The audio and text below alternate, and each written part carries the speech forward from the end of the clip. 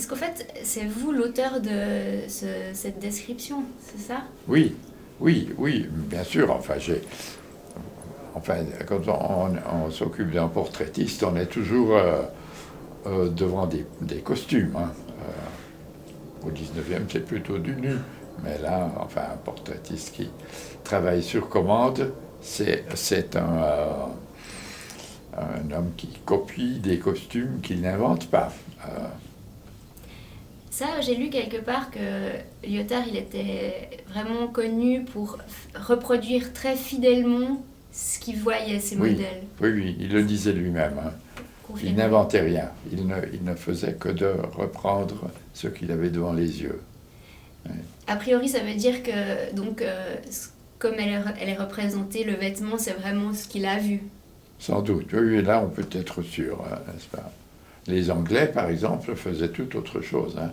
Les grands portraitistes anglais, Reynolds, etc., le maître peignait le visage, et puis ensuite, il y avait les assistants qui faisaient la toge à l'antique, etc., et ça pouvait se mettre sur n'importe quel personnage. Enfin, on discutait de cela, mais le costume chez enfin Reynolds, surtout Reynolds, mais Gainsborough aussi, il peignait des costumes qui étaient que l'on portait un siècle avant chez Van Dyck. Ça n'a rien à voir avec les costumes du XVIIe siècle. Hein. Ça, c'est vraiment ce que la dame portait. D'ailleurs, on voit bien la différence entre ça et l'autre portrait d'une femme française aussi, mais qui vivait plus longtemps. Ça, c'est, j'entends, comme costume, à peu près, enfin, à peu près les mêmes années, c'est autre chose. Hein. Voilà. Cette dame était vraiment très attentive à ce qu'elle portait. Ça, c'est un portrait qui démontre quelque chose.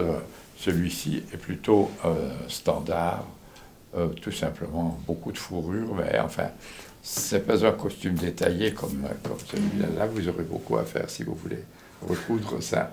Oh oui. Ça m'intéressait de savoir comment vous faites ce travail quand vous avez écrit toute cette description très détaillée, vous savez où elle a habité très Oui. précisément. Ça se passe comment ce moment de recherche? Ah ben ça, c'est la documentation historique. Ces deux dames, d'ailleurs, mais enfin, étaient très connues, donc il y a beaucoup de documents qui se rapportent à elles. On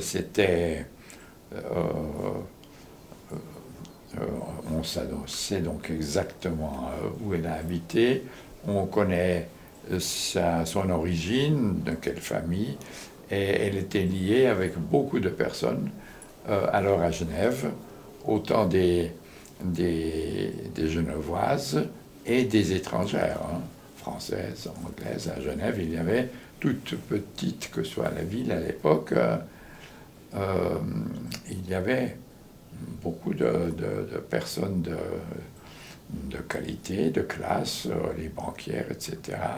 Donc il circulait un monde riche. Elle circulait dans un monde riche. Donc on est bien documenté sur tout cela, n'est-ce pas? Elle avait des contacts avec Rousseau, Voltaire, Diderot, tout cela. Ça se reflète dans beaucoup de textes de l'époque. Elle-même, elle écrivait beaucoup. C'était une de ces femmes de lettres qui parlait beaucoup. Donc on connaît tout cela très bien. C'est pas moi qui les... ce n'est pas moi qui suis allé fouiller dans les documents comme pour y mettre le premier mon nez. Loin de là, on sait beaucoup sur elle. Elle a écrit, on a écrit sur elle. Une figure centrale, vous le savez évidemment, c'était le docteur Tronchin. Toute jeune qu'elle fut, elle est allée Elle est venue à Genève pour consulter le docteur. Elle est venue exprès pour ça? Absolument, absolument. À 30 ans, elle était fanée, elle avait besoin, épuisée, elle avait besoin de soins. Et le docteur Tronchin, internationalement connu, pour ses réussites qu'il faisait, était le focus, enfin le point d'adresse principal pour ces gens. Donc on sait beaucoup d'elle. Tout cela dans la trentaine de sa vie, hein. On ne sait pas. Voilà. En principe, c'est dans son atelier que les portraits se faisaient. On le sait de documents de Paris. Il faisait venir les princesses de sang dans son atelier. Wow. Oui, oui. Je demande ça par rapport à... On dit toujours qu'il a été très réaliste comme ça. Oui, oui, oui. D'accord, donc, mais il n'allait pas dans l'intérieur des gens. Non, en fait. non. À de très rares exceptions, il y a le portrait dans un intérieur où on peut reconnaître du mobilier, des cheminées, etc. Très rare. Donc là, on a un fond neutre. Tout à fait neutre, oui, oui. Oui, oui. C'est écrit dans la description qu'elle est assise sur une chaise, Louis XV, en velours, d'Utrecht, etc. C'est très très précis comme description. Oui. Est-ce que vous savez si on a une trace de cette chaise? Comment on a pu... Non, non, non. On ne connaît pas la chaise, que je sache. Hein, cette chaise-là, mais c'est un style, on peut dire ça sans avoir... sans pouvoir identifier exactement telle chaise et pas d'une autre. Oui. Non, on n'apprend pas beaucoup des intérieurs dans lesquels les portraits sont situés. Hein. On apprend sur la personne, pas sur la personne. Oui, il ne met pas... Il y a d'autres peintres, naturellement, qui font des intérieurs, enfin... Oui, il y en a... il y en a surtout un plus tardif, hein, le futur Lord Bute, où la chambre est décrite. On sait très bien aujourd'hui où était cette chambre. La chambre n'existe plus, mais encore, elle est toujours dans la même famille, d'ailleurs pas loin d'ici. C'était les visages, évidemment, là, alors, et cette précision frappait tous les... de la reconnaissance, enfin de la similitude des visages, frappait toutes les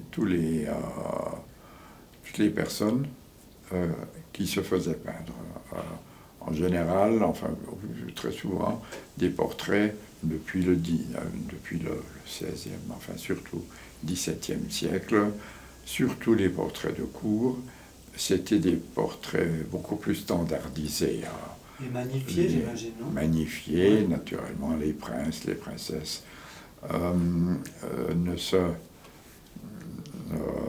enfin, on les embellissait, ça se comprend, et pas tous les rois, tous les princes étaient des Apollons ou des Vénus, donc on augmentait un peu. Et lui, au contraire, à ce moment-là, c'est bien d'ailleurs un privilège de pouvoir le faire là au XVIIIe siècle. Il s'attachait aux détails. On le sait surtout, mettons, pour son séjour de Vienne, où il était, il travaillait à la cour, principalement à la cour. Et là, les souverains, Marie-Thérèse, étaient énormément portraiturés, et surtout par leurs peintres de cour. Et là, l'embellissement du visage des personnes était nécessaire. On ne pouvait pas... il fallait toujours être jeune. Comme aujourd'hui, finalement. Mettons, sur les banknotes, sur les monnaies de la reine Elisabeth en Angleterre. Elle a toujours 25 ans. Pas dans le portrait de Freud ou de quelques autres, mais officiellement. Et lui a osé peindre les souverains autrichiens tels qu'il les voyait. D'ailleurs, il n'y a au fond qu'un seul, et pour l'empereur et pour Marie-Thérèse, sa femme, il n'y a qu'un seul type de portrait de Lyotard qui est répété à l'infini par toutes les copies, imitations, etc., qu'on distribuait dans les provinces, en Hongrie, etc. C'est toujours c'est toujours le même portrait qu'il a créé une fois pour toutes, même lorsque il a peint et repeint surtout la reine, enfin Marie-Thérèse, a beaucoup d'années de différence. Elle restait toujours la même. Il n'a inventé que... Enfin, il n'a créé qu'un seul portrait d'elle.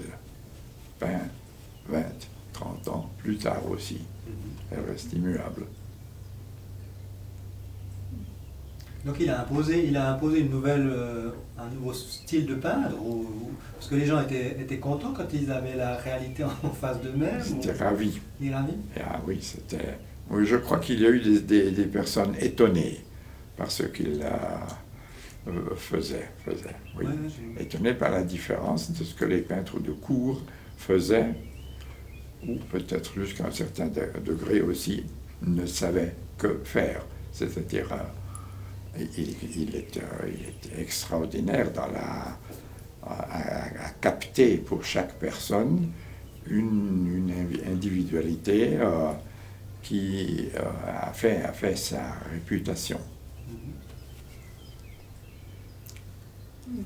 Est-ce que je peux vous lire un passage de la description qu'il y a dans ce livre? Allez-y. C'est sur le vêtement, du coup ça m'intéresse particulièrement. Je ne relis pas, mais...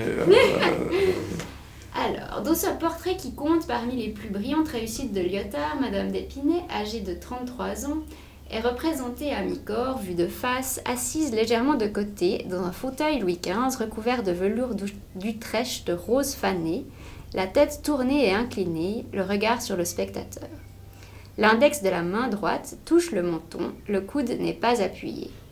Sa main gauche marque une page d'un ouvrage entrouvert relié en veau, à tranche rouge, sur lequel on lit comme titre de chapitre le mot Dialogue 10, qui a peut-être été choisi par Lyotard comme allusion aux échanges intellectuels si chers aux philosophes de son siècle. Elle porte une robe à la française en taffetas bleu. Le devant de la robe retient les pans d'un châle en tulle noir brodé de dentelle noire de Valenciennes qui lui couvre les frêles épaules et sous lequel on aperçoit une chemisette blanche. Les manches demi-longues, ornées d'un grand nœud, se terminent en pagode par 2 volants de tulle blond brodés. Le tablier est en taffetas noir. Les cheveux noirs sont coiffés d'un bonnet blond à la Fanchon, noué sous le cou. Yeux bruns, fond uni-brun, composition en triangle avec un bras servant de base. À la Fanchon, qu'est-ce que ça veut dire? Vous connaissez ça? C'est une forme de bonnet, oui. C'est ça, oui, ouais. oui, je vois. Écoutez, j'ai repris. Enfin, j'ai rarement fait des descriptions aussi détaillées. Hein, que j'ai repris peut-être, enfin, je me suis basé sur des descriptions qui existent. On a beaucoup parlé. Par exemple, à la Fanchon, franchement, je ne sais pas. Je vois que c'est différent ici. Ce qui m'intriguait surtout, c'est vous parler du tablier noir en taffetas noir. C'est ça. Ouais. On appelle ça un tablier. Justement, en fait, je me posais la question, est-ce que c'est un tablier? Est-ce que c'est le bas de la robe? Ou alors est-ce que c'est autre chose? Alors là, vous m'en demandez beaucoup. Vous savez, le détail de comment on nommait toutes ces choses. Je ne le sais pas. Hein. Est-ce que c'était une robe tout entière, enfin, d'en haut en bas, ou bien est-ce que c'est une jupe, enfin... Alors, je sais que les femmes de la haute société portaient des tabliers à l'époque, Oui. pour faire un peu comme si on était une ouvrière. Oui, oui. Ils étaient très décorés, ils étaient Oui, oui. généralement brodés, etc. Oui. Mais ce qui m'étonne un peu, c'est qu'ici, ils soient noirs. En fait, en général, c'était plutôt de couleur claire, blond ou Oui, blond oui. cassé. Oui, Et oui, du oui. coup, je me demandais si vous aviez vu des iconographies de l'époque, ou à Genève, par exemple, je ne sais pas, le fait que ce soit une ville protestante, c'est des tabliers noirs, ou c'était quelque chose de spécifique à la région. Mhm. Non, non, je suis au regret de ne pas pouvoir vous répondre. Mais ça fait part du génie de Lyotard d'avoir, lorsqu'on lui demandait un portrait à mi-corps, de le créer de façon crédible, de mettre toute la personne à l'aise. Ça tient debout, ce n'est pas uniquement d'artifice, enfin de la composition, mais il arrive à fusionner là, une image qui n'a rien d'artificiel. On la croit comme ça, on la sent à l'aise. Il était réputé pour cela. Si vous prenez celui-là, ce sont plusieurs cas où une femme a demandé un portrait d'après un autre qui existait déjà à Lyotard. Lyotard a fait ça, cette composition. Elle est quelque peu rigide ou artificielle. Elle n'est pas aussi confortable avec cette lettre qu'on lui a mis dans la main pour faire l'image. Lyotard a fait une image de ce genre beaucoup plus petite. Elle existe. Il y en a une à Bâle, au musée de Bâle. La liseuse. Cette liseuse était connue en Angleterre et 2 dames anglaises, et en réalité plus de dames anglaises, ont voulu la même chose. Alors il a fait un portrait d'une autre femme, mais selon les instructions du commanditaire de cette dame. Oui, Susan Lewis, on sait qui elle est, et il y en a d'autres dont on ne sait pas qui elle est. Ces 2 têtes ne veulent pas être la même tête, elles sont d'autres têtes. Ces dames lui auront dit « Je veux la liseuse, mais avec ma tête. » C'est intéressant. Oui, ici c'est tout à fait clair. Puis je vais pas essayer de... je ne sais pas si je trouve tout de suite l'autre. Mais en tout cas, c'est tout à fait clair que c'est le type... Non. Un type de mise en scène, de portrait, avec d'autres têtes. Et dans ce cas-là, par exemple, il aurait travaillé sur en voyant la personne. En voyant la personne, il aura sans doute fait un dessin de la tête. Voilà. Et puis, ensuite, il a... Tout le reste, c'était la répétition d'un premier exemple qui existe aussi en gravure reproductive. Donc il n'a pas besoin du modèle, en fait, dans son Pas atelier. du tout. C'est le cas classique de Titien qui faisait le visage devant le modèle, in situ, et qui ensuite donnait aux assistants, remettait la tâche aux assistants d'exécuter telle robe de cour, etc. Et naturellement, dans tous les portraits royaux que Lyotard a fait, le même procédé s'appliquait. Parfois lui-même en entier, parfois une répétition. Maintenant, on ne connaît pas d'assistant à Lyotard. Il faut penser que l'ensemble de ces 2 portraits ont été exécutés par lui. Il avait à Vienne où la cour lui demandait beaucoup de portraits des souverains, il avait des assistants, un ou deux, dont un genevois aussi, qui étaient capables de peindre quelque chose de compliqué à sa satisfaction. Voilà. Ailleurs, il n'avait pas d'assistant. Ceci, c'est sans doute fait par lui en entier. Mais là, c'est autre chose ici. Il n'y a pas de répétition. Vous disiez combien de temps il mettait. On le sait, surtout pour les princesses de sang françaises. Il les faisait venir 3 à 5 fois pour une semaine, pour des séances 2 heures, grosso modo. Oui, c'était relativement long, parce qu'il faisait tout sur le moment et devant le modèle. Enfin, il avait besoin du modèle. C'est différent pour d'autres peintres anglais, par exemple, où l'on sait que les séances pouvaient être plus courtes. Ce qui explique d'ailleurs l'avantage de travailler en pastel. Parce que le pastel, on peut cesser d'y travailler, on peut le reprendre sans aucun problème. L'huile n'assure pas cet avantage. Pour l'huile, vous laissez un tableau 3 jours, 1 semaine en suspens, alors il durcit, il change. On ne peut pas facilement reprendre un tableau à l'huile. Et le pastel n'a pas ça. C'était pas seulement pour Lyotard, mais pour tous les pastellistes, la même chose. La raison pour laquelle le pastel au XVIIIe, la grande époque, est presque, enfin si souvent, si presque toujours au début en tout cas, le portrait, c'était ça. On pouvait, le pastel se prêtait beaucoup mieux pour des travaux faits à interruption que l'huile.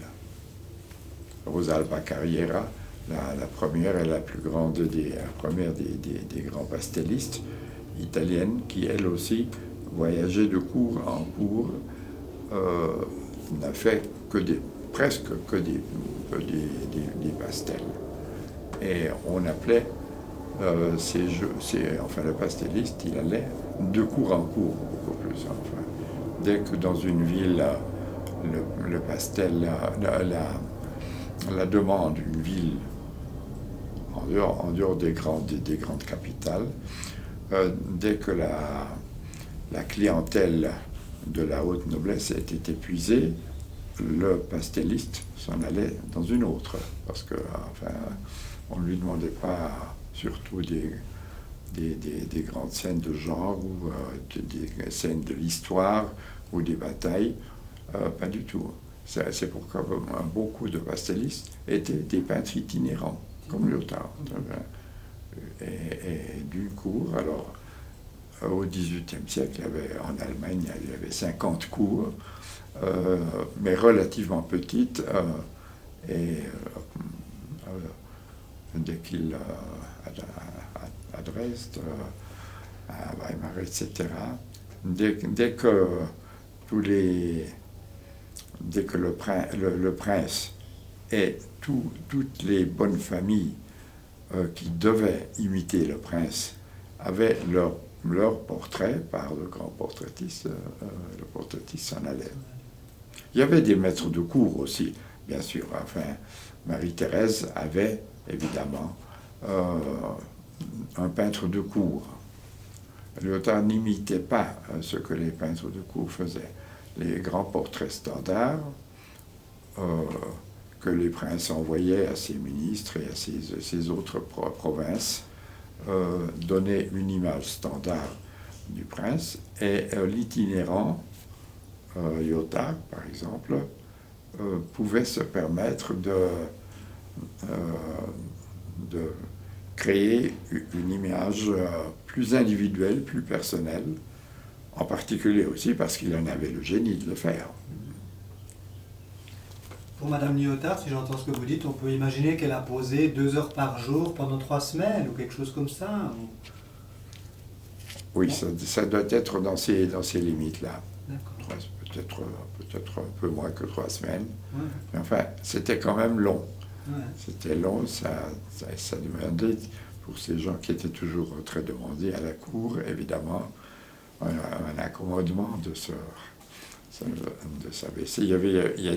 Ça donnait des incidences. Il est décrit à quelque part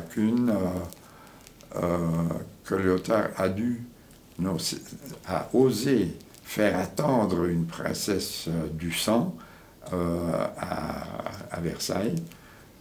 Il a osé faire attendre une princesse parce que le rendez-vous précédent, comme je suis le dentiste, il n'avait pas encore tout à fait fini. Et ça c'était assez pour créer un incident.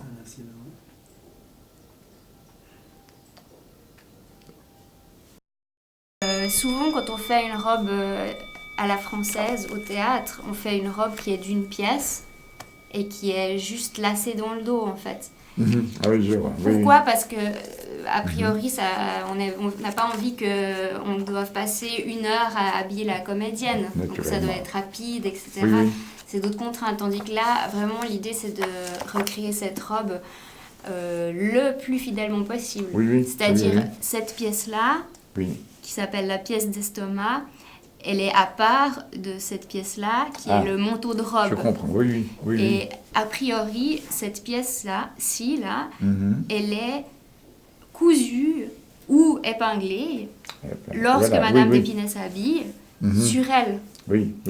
Et en fait, voilà. Donc, mon interrogation première, c'était qu'est-ce que c'est cette pièce noire ici ? Oui. Et la deuxième, c'est cette petite chose blanche-là qui est visible. Bien sûr, vous allez dans le détail. Est-ce que c'est une partie de sa chemise, donc qu'on voit aussi ici, et là? Et je pense que les dames étaient extrêmement exigeantes lorsqu'elles payaient un portrait, que chaque détail soit conforme à leurs exigences,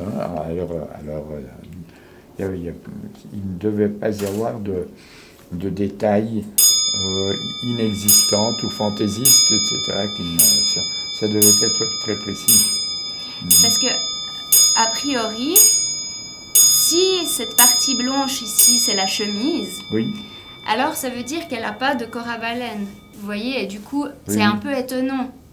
Surtout que vous dites c'est une femme du monde, qui est très élégante, etc. Comment ça se fait qu'elle ne porte pas ce corps ? Est-ce que c'est du fait de sa maladie ? Il est clair qu'elle le demandait tel quel. Là, je suis sûr que ce détail n'est pas là une fantaisie que le peintre aurait mis à sa guise. D'accord. D'ailleurs, elle n'était pas, paraît-il, pas très belle. Les avis sont tranchés, non ? Je crois que Ingres a beaucoup aimé le tableau. Rousseau, voilà. Mon œil est tombé là-dessus avant. Elle fut fort maigre, fort blanche, de la gorge comme de la main. Ce défaut seul suffit à me glacer. Jamais mon cœur ni mon sens n'ont su voir une femme dans quelqu'un qui n'a pas de tétons et d'autres causes inutiles à dire m'ont toujours fait oublier son sexe auprès d'elle. C'est pas très flatteur. Bon, c'est peut-être après, parce qu'ils se sont fâchés. Ils se sont fâchés, oui. Peut-être qu'il lui en dresse un portrait un peu moins flatteur. C'est en tout certainement quelque chose de très voulu et de très étudié. Je ne connais pas d'autres portraits du XVIIIe, tout en général, n'est-ce pas, la noblesse française au XVIIIe. Je ne connais pas de portrait qui soit aussi complexe que cela. parce que là, le tulle aussi, c'est brodé, n'est-ce pas? Oui. Tout ça, c'est à comparer avec ça où il y a simplement, avant tout, un grand manteau qui descend. Donc il y a quand même une sophistication dans ce personnage, parce que moi on m'en avait dit un peu Madame d'Épinay, la simplicité, la nature, Rousseau, il y a quand même, des restes de sophistication à la française. Ah, et comment? C'est une mise en scène très voulue, parce que bien sûr, avant de faire un portrait, à cette époque-là, le modèle dicte ses exigences, n'est-ce pas? Elle demandait en détail comme elle voulait son portrait. Aujourd'hui, les rares portraits commandés, c'est tout autre chose. Mais il y a avant tout une séance entre le commanditaire et le peintre qui détermine exactement comment, dans quel habit, les dimensions, bien sûr, les couleurs, le prix avant tout. Alors, dès que vous avez deux bras avec les mains, ici, il n'y a rien de cela. Il réussit assez souvent à faire un portrait tout à fait crédible où il n'y a où le spectateur ne ressent pas une absence de main ou une absence de bras ou de corps. Quand c'est jusqu'ici, c'est évidemment c'est basique, hein, et ça coûte 10 fois moins que là c'est la grande mise en scène, ça. Et comment ensuite elle, comme on disait, elle est non pas seulement une dame littéraire, on ne peut pas mieux le montrer qu'avec un livre. Elle a du sentiment, enfin, mais justement, c'est une scène ici. Elle fait tout voir comme expression pensive, un tout petit peu, non pas fanée, mais enfin souffrante, un tout petit peu la réflexion, tout ça. Enfin, je suis sûr que toutes ces choses étaient discutées en détail avant que le peintre ne commence de mettre son pastel sur le velin. Donc tous ces détails, les mains, ce que vous dites, c'est qu'elle fait un grand cadeau au docteur Tronchin, en fait. C'est une œuvre de valeur. Oui, oui, absolument. Ah oui, c'est parce ça. Qu'elle le savait collectionneur Parce qu'il était collectionneur aussi Oui. Oui. Donc elle savait que ça ferait partie d'une collection. Famille de collection, oui. Oui.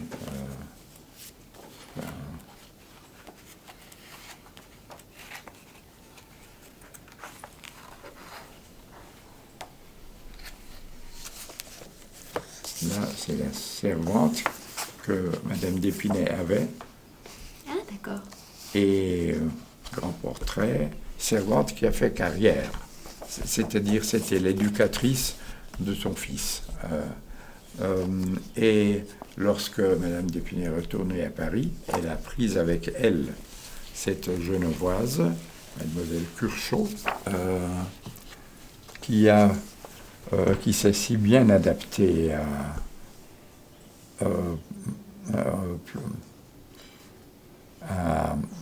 la société parisienne, qu'elle a fini par épouser le ministre Necker. Donc une position très haute. Elle a largement surpassé Madame d'Épinay en rang social.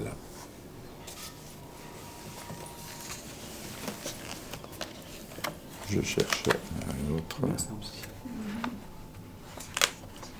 Là, c'est le summum de raffinement pour le couple impérial. Il n'a jamais rien fait de plus élaboré dans les costumes qui surpasse tout autre portrait. Et il s'agit de l'empereur, hein, c'est sûr.